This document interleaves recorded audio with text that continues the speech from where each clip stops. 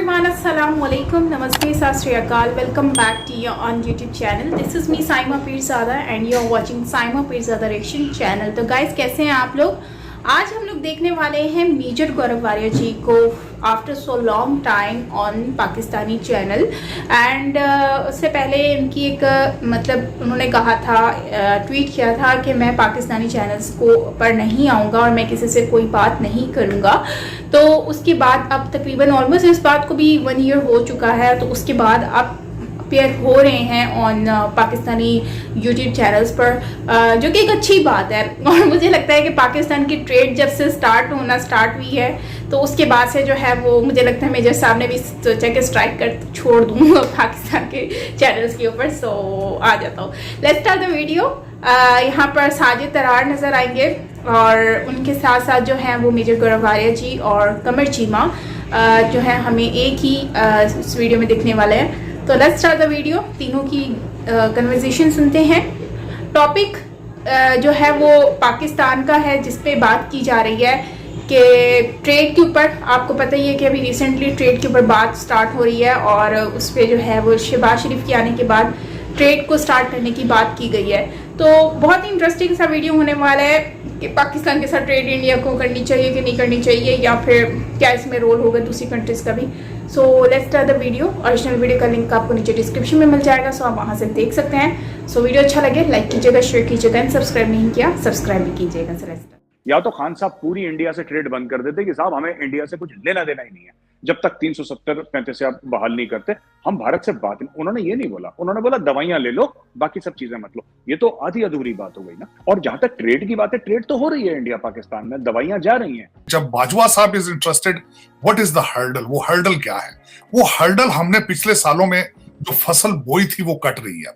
वो फसल हमने नफरतों की बोई थी, वो हमने रिलीजन कार्ड की बोई थी, वो हमने टीएलपी की शक्ल में बोई थी और आज फिर हम बो रहे हैं उसको अमर बिल मारूफ के नाम से। आज फिर हम उस मजहबी कार्ड को खेल के लोगों को एक ऐसे चीज के पीछे लगा रहे हैं जो कि इंतहाई खतरनाक है पाकिस्तान के लिए। सुनने में आ रहा था कि पाकिस्तान ने कोई ट्रेड मिनिस्टर दिल्ली में लगाया है और सुनने में आ रहा है कि इकोनॉमी जो है वो शायद उस पर बात की जा सकती है। मीनवाइल जबकि 5 अगस्त 2019 के बाद जो बड़े वाकयात हुए जिसमें मोदी साहब कश्मीर गए, हजारों करोड़ की इन्वेस्टमेंट करके आए हैं और एक आपको पता है डिलिमिटेशन कमीशन भी बना है ताकि दोबारा वहां पे इलेक्शंस करवाए जाएं।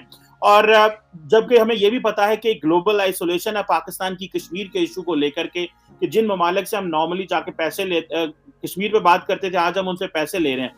तो इस सारे कॉन्टेक्स्ट के अंदर तारड़ साहब पाकिस्तान की क्या स्टैंडिंग है इंडिया के साथ बात करने में और कश्मीर के ऊपर बात करने में, जरा इस पे बताइएगा और ये जो कंटेम्परेरी गवर्नमेंट है इसके पर्सपेक्टिव से।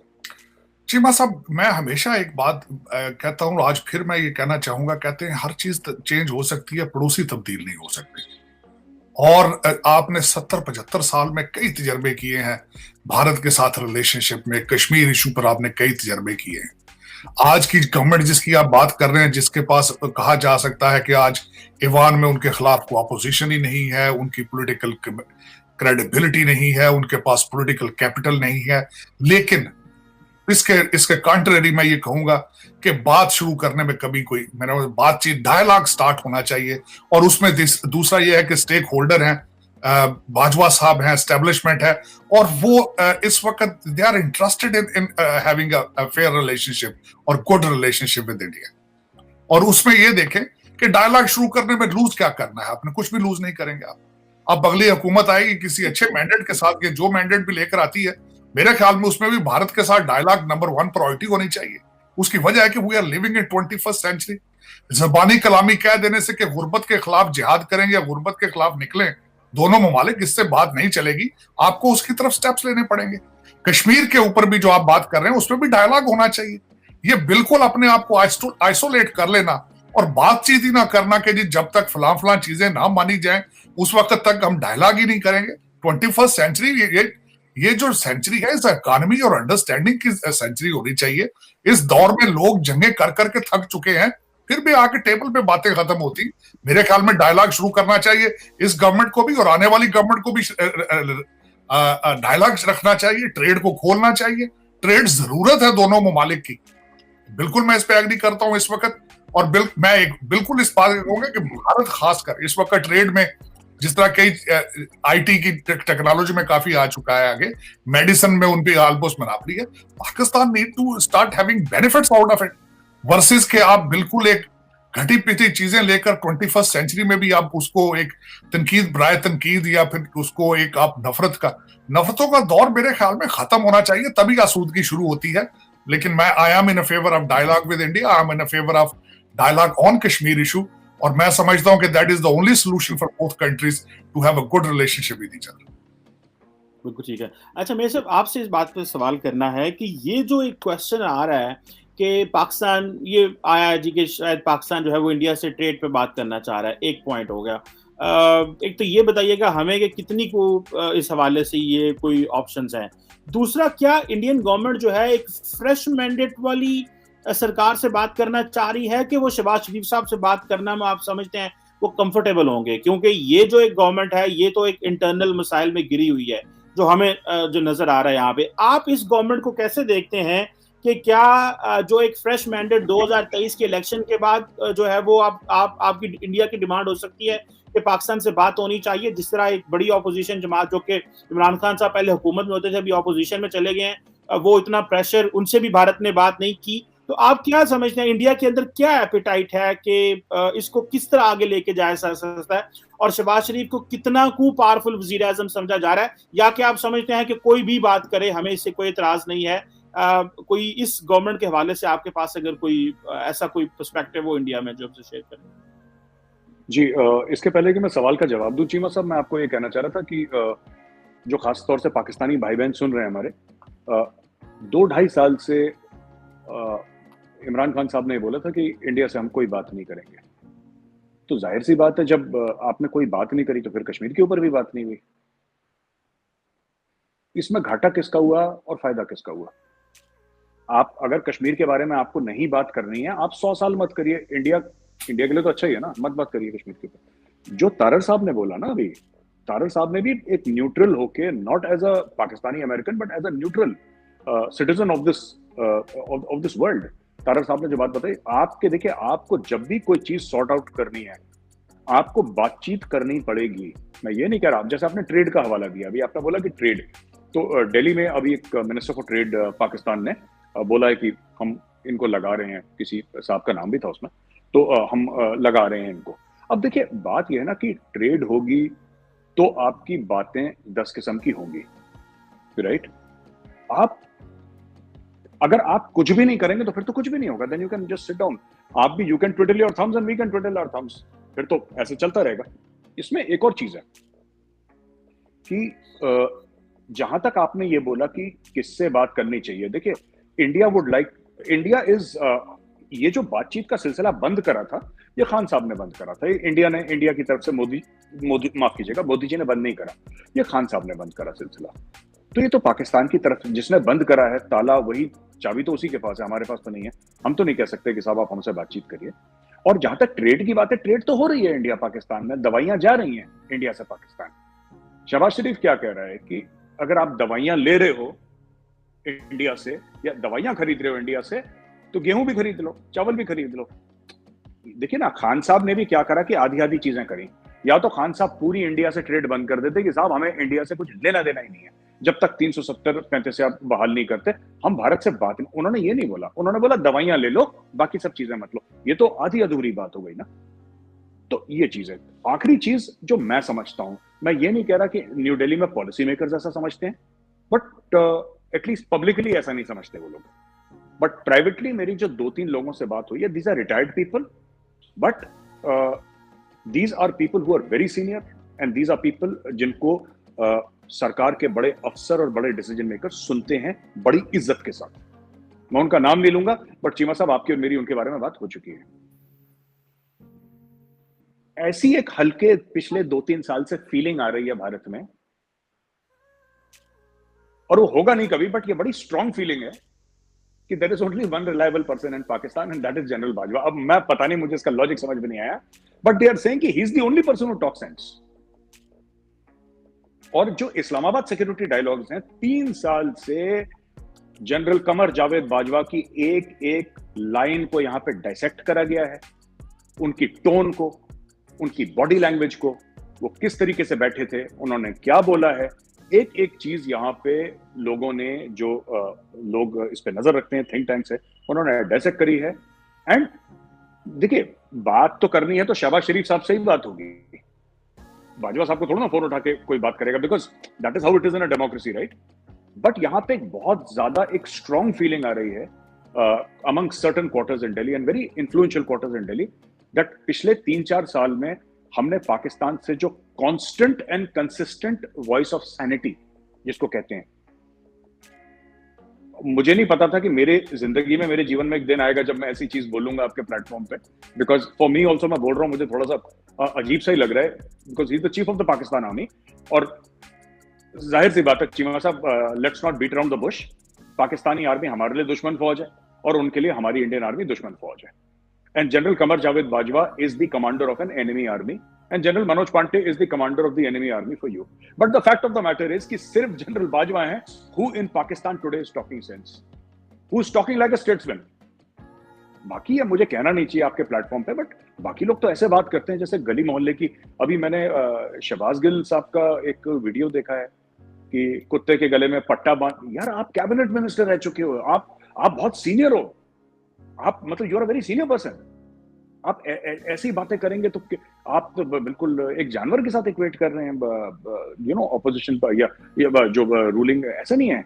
आपको बात करें, आपके इख्तलाफ हो सकते हैं, पर ये गाली गलौज, जात पे आना, किसी को ऐसे बोलना, तो मुझे ऐसा लगता है कि देखिए, जो मैंने देखा है चीमा साहब, I will cut it short, जो मैंने देखा है, मैंने भी जो 3-4 साल से एनालाइज करा है, राइट, मुझे जो स्टेबिलिटी, जो स्ट्रेटेजिक डायरेक्शन, जो स्टेट्समैनशिप दिखाई दी है पाकिस्तान में, that is only one person, that is general Bajwa. और ना मैंने इस तरफ की देखी, ना मैंने उस तरफ की देखी, ये सच है।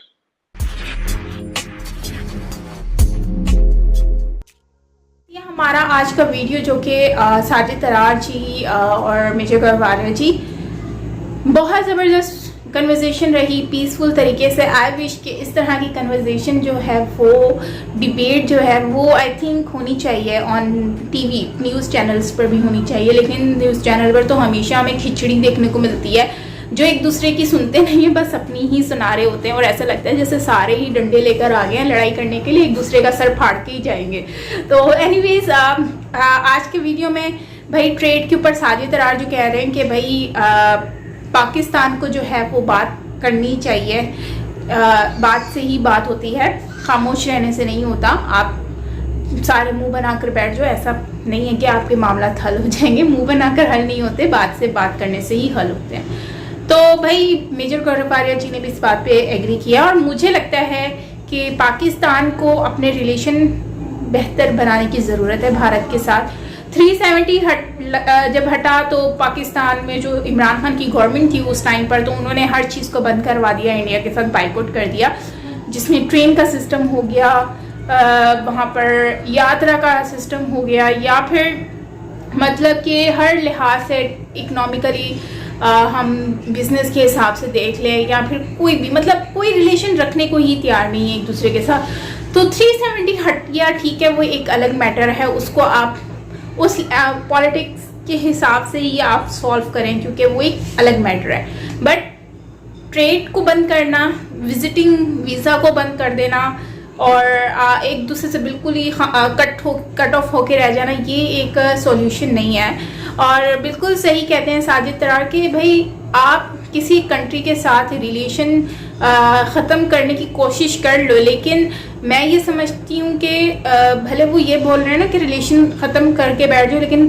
पड़ोसी आप मुल्क नहीं बदल सकते, पड़ोसी वाकई में नहीं बदल सकते, लोग तो वही रहेंगे, बस कंट्री का नाम चेंज हो जाता है सम टाइम।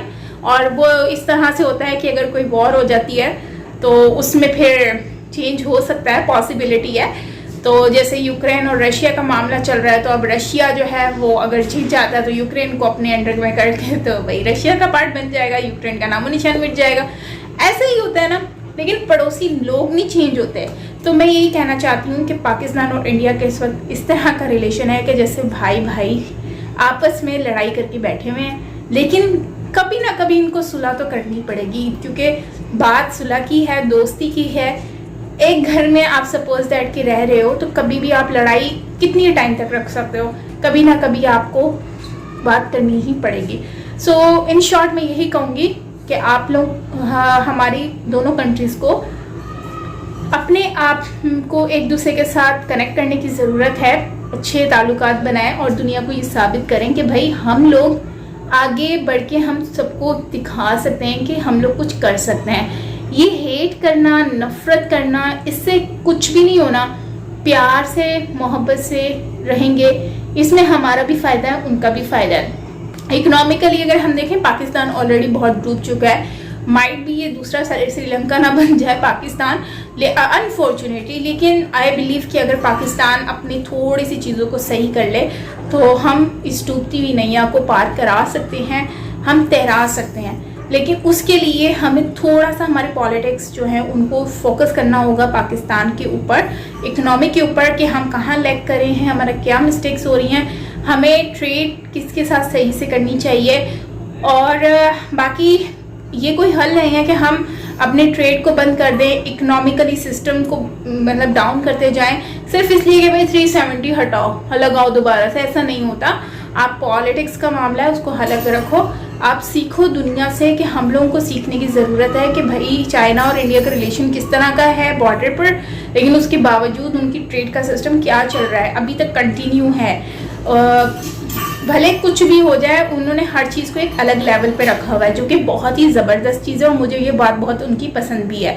तो ओवरऑल बहुत अच्छा वीडियो, बहुत ज़्यादा इंटरेस्टिंग, बहुत ज़्यादा ही नॉलेजेबल। लेकिन इन शॉर्ट में यही कहूँगी कि हमारी गवर्नमेंट को फोकस करने की ज़रूरत है। बाकी अगर दोनों कंट्रीज़ आपस में मिलजुल कर काम करती हैं तो इससे हम लोगों को फ़ायदा होगा, और जो है वो कंट्री की बेहतरी के लिए सोचेंगे तो बहुत ही अच्छा होगा।